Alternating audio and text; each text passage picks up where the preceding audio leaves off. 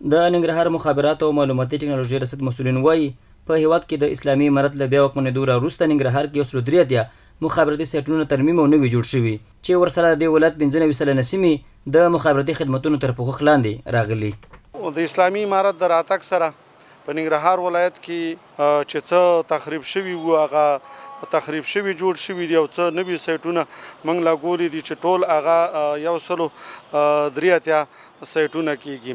نو هغه 95% ننګرهار چې د هغه پوښښ لاندې راغلی دی او موږ ته اوس په 11مه پروژه کې د مخابراتو محترم وزارت او د اترا محترم ادارې د طرف نه 10 سایټونه منظور شوي دي چې په هغې باندې کار روان دی. انشاءالله لنډو ورځو کې به هغې باندې عملاً کار شروع شي.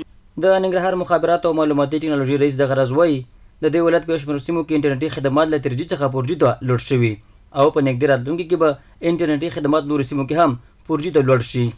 اوس الحمدلله هغه ټول 4G شوي دي او د 3G او 2G خو بیخي شته نه دی. 3G او 4G دي. همدارنګه موږ د TDF کوم سایټونه چې لګولي 30 سایټونه په 10مه پروژه کې هغې کې هم 14 سایټونه 4G شوي دي او په لنډو ورځو کې به هغه نور هم 4G شي. همدارنګه د سلام د شرکت هغو سره موږ خبرې کړي دي چې په ننګرهار ولایت کې د هغو سایټونه 3G دي.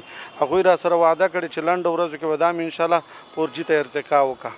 د ننګرهار مخابراتو او معلوماتي ټکنالوژي رصد مسؤلین دغه راز وایي نږدې راتلونکي کې به د ولایت د یو شمېر لرو پرتو ولسوالیو ترڅنګ تورخم پر ذکر خطه نږدې پرتو سیمو کې نوي مخابراتي سایټونه جوړ شي چې ورسره به د یادو سیمو د اوسېدونکو مخابراتي ستونزې حل شي.